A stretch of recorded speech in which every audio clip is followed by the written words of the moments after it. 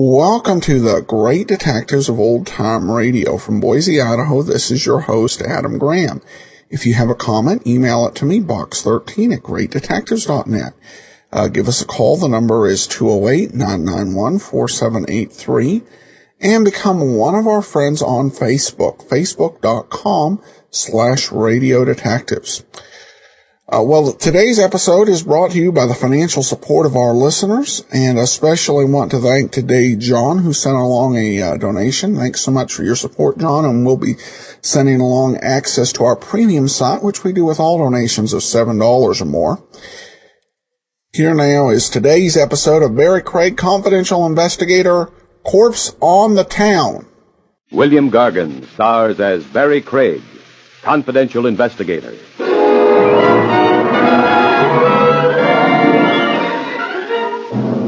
Refer to a guy as the ghost of his former self. Look twice at the getup he's wearing. He might be sporting a bedsheet. The National Broadcasting Company presents William Gargan in another transcribed drama of mystery and adventure with America's #1 detective, Barrie Craig, Confidential Investigator.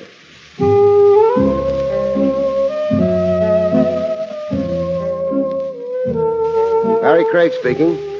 There's generally a lot more to show business than what people finally get to see from the 480 seat. The backstage, behind-the-scenes shenanigans of what is delicately referred to as the pre-production phases. Brother, can it get wild? Wild and very homicidal. The particular case I have in mind began innocently enough. It commenced up near Yonkers, in a rubble-strewn area that looked like an A-bomb testing grounds in the Nevada Flats.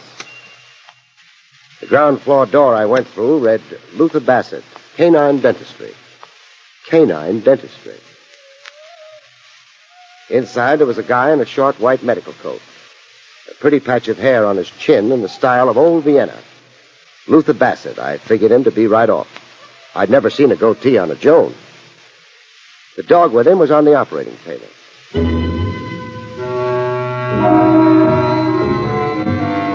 A while later, in a cubicle off the operating room, Dr. Bassett and I tried to reach an understanding. I thank you for coming so promptly, Mr. Craig. Well, you phoned me. You said urgent. You said liberal payment. I liked your language, especially liberal payment. Now, squelch my curiosity first. What do you fill a dog's teeth with? A T-bone steak? The same as with humans. Amalgam, gold. The one you watched had lower bridge work done. Lower bridge work, huh? Oh, that dog is a Broadway star. Oh. Fluff. You must surely know him. Oh, when I go to the dogs, I do it on the east side of town. Never on Broadway. Oh, what play? The hit comedy, Mr. Galooly's Ghost. Fluff plays a big part. Oh, he gets a tremendous salary. High living's ruined his choppers, huh? So, what's the nature of my employment to be, Bassett? Something to do with dogs? Of the human variety. In show business? Yes. Oh, you're also in show business? Only as an investor. Uh-huh. How much? And what theatrical? I have invested $20,000 in a proposed musical fantasy called 2055. 2055? The calendar year 100 years from now. Oh. It is a fantasy about the end of the world. Amusing thought. Who's producing it? Stanton Bishop. And what's your particular anxiety? Rumors that I've heard that the show is overfinanced. Is that bad? Well, perhaps I'm not using the right word. Wait, I think I know. A man has 100% to sell to investors, but he sells 150%. The show opens, flops, loses its nut, but Stanton Bishop isn't a bit worried. He has a load of sucker money salted away. If Stanton Bishop is a swindler and not a legitimate producer, I must know. You must investigate for me. Discreetly. Do you want a retainer? Foolish question. Money in front sharpens my talent.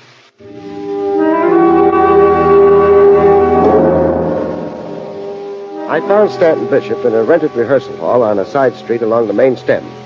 Black Homburg, pink cheeks, yellow teeth, suede shoes. When I found him, he was pulling producer's rank on a lot of long-stem dolls in dancing tights. Girls, tomorrow I want to see more bounce, more jump. The title of the number is A New World is Born. That means leaps and ecstasy. You've got to prove it to the customers. Dismissed for the day. I listened while he complimented the baritone. Mr. Eduardo Bernard, you sang, and all I heard was a television commercial for a mouthwash. Before signing as a lead baritone, you should first have your adenoids removed. You're fired from this show.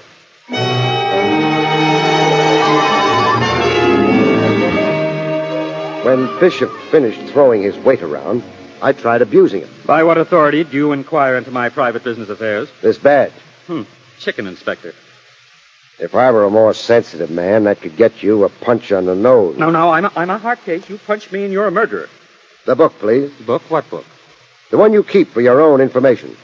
The record of investors and money. Who and how much. Now, where do you keep it? Why, in my safety vault. Not here in your desk? Here in my desk? Huh. Why? To accommodate sneaks like you? That laugh sounded very falsetto to me. You stay out of my desk. It's personal. It's sacred to me. Oh, I'll bet. Oh, would this be it? You give me that ledger. Yeah, wrestle with me, Buster? Okay, if you must be placated. Now, don't oversleep, Buster. I get through this book, my hunch is we'll have things to talk over.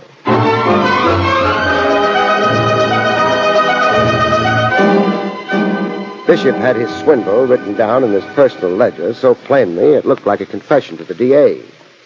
Bishop came to, and we talked it over.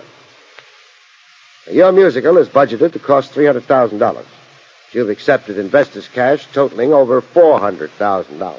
Well, money for contingencies and... Baloney. Who is a show angel named Eloise Finchley? She's in for a cool $150,000. She can afford it. Oh, I would imagine. Craig. What? Eloise Finchley's investment, it isn't exactly a straight stock deal in the show. Then what is it? More of a personal loan to me. You sure thought that little dodge up fast. Well, that balances my books, doesn't it? Take away Eloise Finchley's money, and the cash I have so far accepted is less, mind you, than my proposed budget. I'll believe the personal loan dodge after I've talked to Eloise Finchley. So, what's her phone number? I don't want you telephoning her, Craig. How many times a day must you be rocked to sleep? I'm making a change in that script, if you'll notice, Craig. Uh-oh. And, where was that gun up till now? Never mind. You look more like a hood now than a show producer. More in your natural element. Don't force me to shoot. Hang up that phone and get out.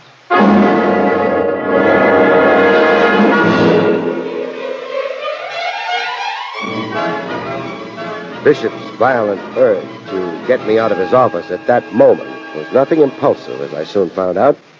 It was strategy, plain and simple. Nor did he go far. Just a motor ride to the nearest Gretna Green.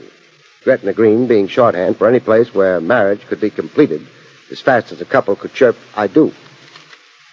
I read all about it in the morning papers. It was Broadway impresario, Stanton Bishop, marries socialite Eloise Finchley in surprise elopement. At my first opportunity, I paid my respects to the bride. In a fancy bridal suite, almost as close to Central Park as the statue of Sherman's horse. Champagne, Mr. Craig? Conversation, Mrs. Bishop. Do you disapprove of my marriage? Your mister will never get through the pearly gates. Is there a man without vices, really, Mr. Craig? How come you eloped with Bishop immediately with my investigation of him? How come? Now, let me see. Yes. He invited me on a motor ride. It was perfect weather. The moon, Mr. Craig, you've never seen such a gorgeous moon. And that was it? Love doesn't stop to reason, Mr. Craig. I've heard. Bishop married you as a cover-up for his larceny. The marriage takes you off his books as an outside investor and puts it in the family. It, balances his books. Must we really be so dull, Mr. Craig, so prosaic?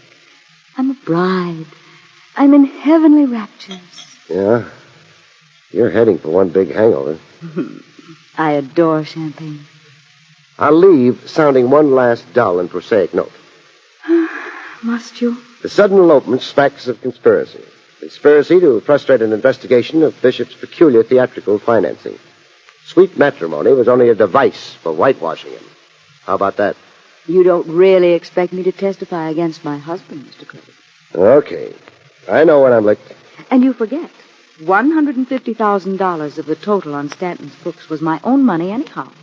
My own money, Mr. Craig. Yeah. And frankly, that angle of it has me befuddled, perplexed, confused, and mystified.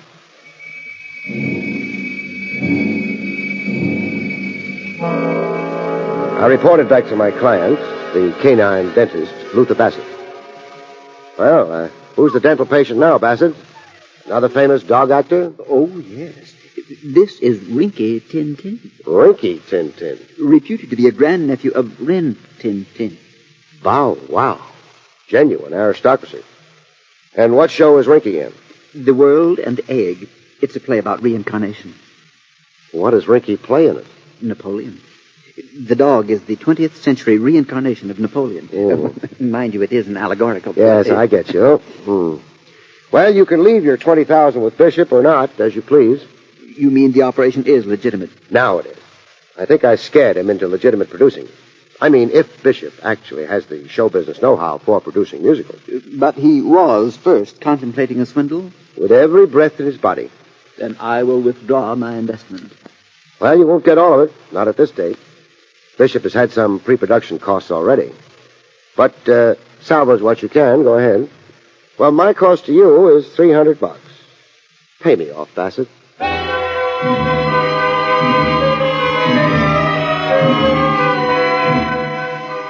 End of case. Only it wasn't. It was just the beginning, as it turned out. The blissfully newlywed Stanton Bishops were doomed to make more headlines. Gruesome ones this time. I saw it first on a street newsstand. Mrs. Stanton Bishop. I could only see that much. Hey, give me that paper, boy. The whole headline read, Mrs. Stanton Bishop killed in street mugging. It had sure been a short honeymoon.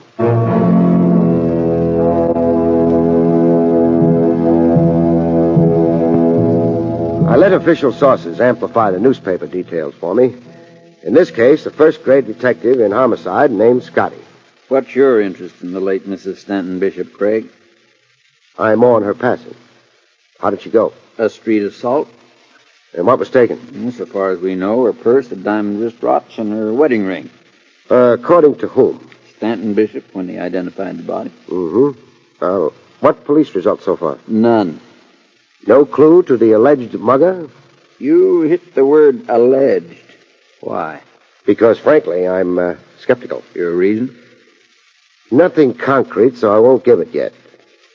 What was the cause of death? Strangulation? A broken neck. She'd been hit with the side of the palm, a rabbit punch. It's a favorite blow with the mugger. Or a killer trying to make it look like a standard mugging. Now, where did it happen? 54th and 9th. We found the victim in an areaway. Hard to believe. What is? A lady of her style being at 54th and 9th to begin with. Eloise Finchley Bishop was Park Avenue, very perfumed, very upper class. Not always. Well, what would that mean? Our check into her pedigree turned up some interesting facts. She was posing as a socialite, and her maiden name, Finchley, was an assumed one. Then who was she, really? Eloise Berkey. Father was a railroad brakeman. Parents now both dead. Eloise herself was a dress model when she worked. Not that there's any law against posing as society folks. No, there isn't, only one thing really has me confused now. Yeah, what's that, Craig? Well, where would a sometimes dress model get $150,000 for a theatrical investment?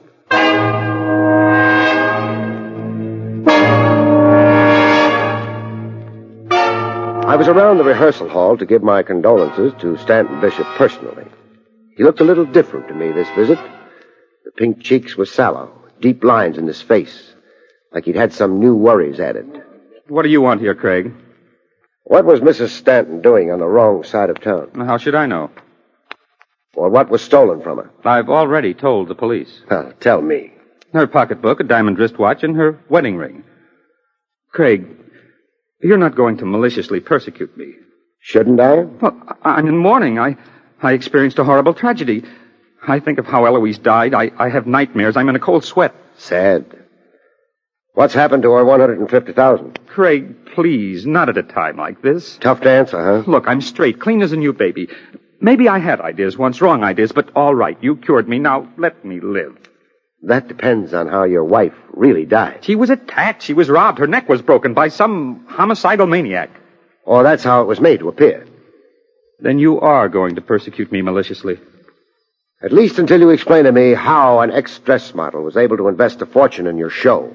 Also, what really was the attraction that got you two married? Heckle me or embarrass me with the police and the public. You'll only make trouble for yourself. Did you murder your wife and fob it off as a mugging by a person or persons unknown? No. I tell you no. I tell you no.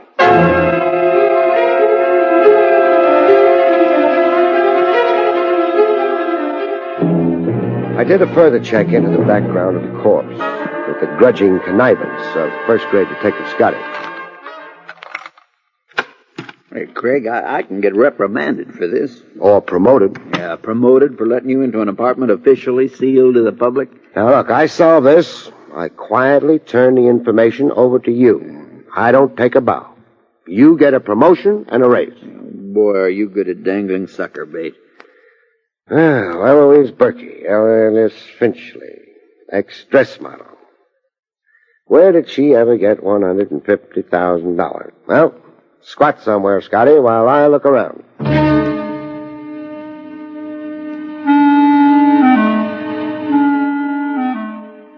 I came up with a ton of stuff, hidden away in bureau drawers, ribbon packages, and a steamer trunk. The personal stuff nobody ever throws away. Old letters, diaries, a high school pin, and picture albums. Lots of picture albums.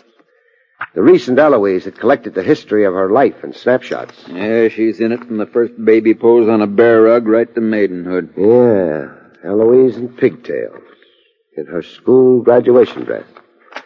How she looked at Sweet 16 on her first date, as a slim chick in a one-piece bathing suit. How she looked as a dress model. Hey, hold it, Craig. Well, what strikes you? That page of snapshots, the two shots. Eloise posed with a guy. 6 pictures, the same guy. Well, what about it? Well, study the face of the guy. Now, you recognize it? Yeah, I've seen him. Why, sure. He's famous. Notorious. He's Artie Anzac. Big gun Artie Anzac. Big gun used to be. Oh, he's responsible now. Retired from the rackets. He's had it. Served 20 years in Leavenworth for tax evasion. This page of pictures, Anzac and Eloise, they look like very recent photographs. Watch out with Anzac, Craig. He's still king to a big piece of gangland. I'll be most respectful. I've got a thing about royalty.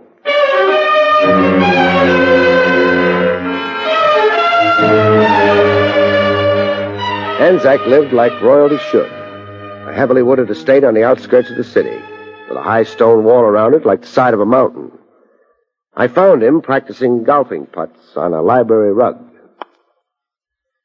I talked while Anzac concentrated on his stance. When he'd figured out his answers, he gave them to me. Sure I know Eloise. Sweet kid. Sweet dead kid. Yeah. Ain't it a shame? Out walking and that's it. Still, everybody dies. Some just go sooner. What was she to you, Anzac? A babe.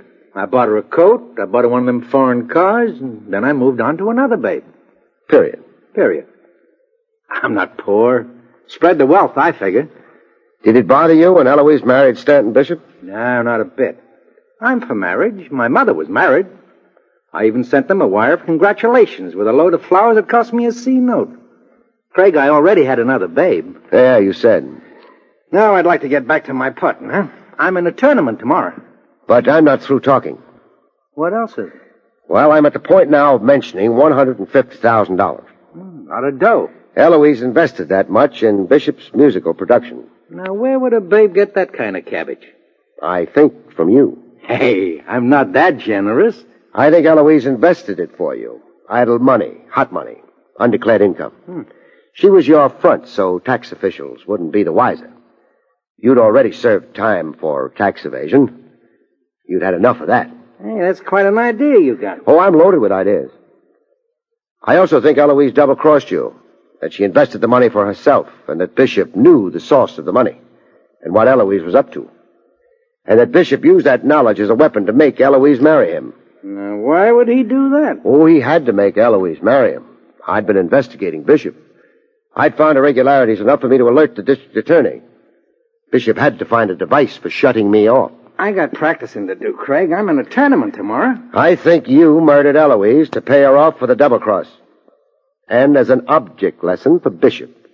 So Bishop will respect your $150,000 piece of his musical production. I think you're the killer, Anzac. What's this putt? Huh. Beautiful, huh?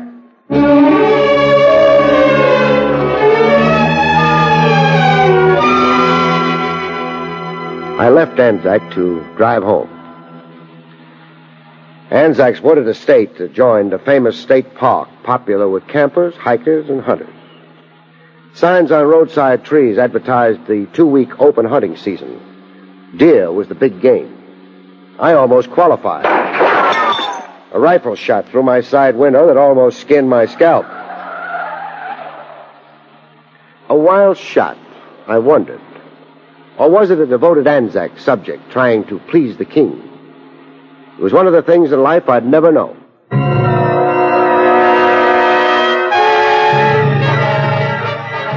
A chain is no stronger than its weakest link.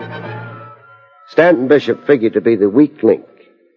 An easy mark for a trick designed to get corroborating evidence against a suspected killer. I found him alone in the rehearsal hall, chewing on a dead cigar. Craig, you soured my whole life. Oh, sad. I wonder how nervous you'll be, Bishop, strapped in the electric chair. Strapped me, Craig? For what? The murder of your wife. I've got evidence against you. Evidence? Those articles supposedly stolen from Eloise. So? So I've got them locked up in my office safe. Where could you get them? Right out of your wife's bureau. It's a trick. You're lying to me. You're trying to trap me in something. But you can't be sure, huh? You ad-libbed a story of stolen articles to make the alleged mugging plausible. Why were you so anxious to have it written off as an unsolved mugging? Who are you afraid of? You clam up, you'll only be a fall guy, Bishop. Who's the somebody else, Bishop? Come on, it's trembling on your lips. Anzac. Artie Anzac. He murdered Eloise, and I'll tell you why. Oh, don't bother to. I already know why. Now, the guy answering this phone will be Scotty of Homicide. Tell your story to him. From here on, it's his case. Hello, Scotty. This is Barrie Craig. Scotty, I've got a guy here who's going to mean your raise and promotion. Yes, sir. A Craig promise is always redeemable in cash.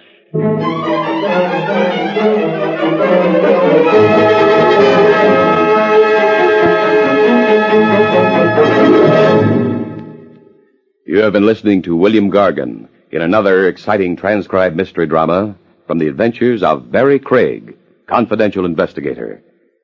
Tonight's story, Corpse on the Town, was written by John Robert.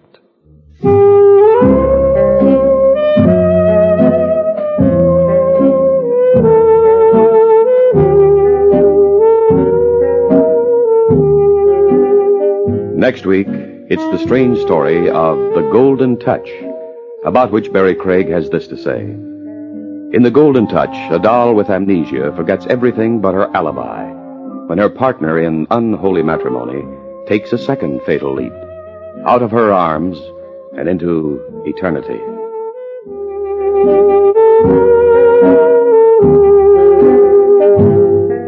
The National Broadcasting Company has just brought you an NBC Radio Network production with William Gargan starring as Barrie Craig, confidential investigator. Directed by Andrew C. Love, the cast included Harley Bear, Frank Gerstle, Vivi Janis, and Joe Forte.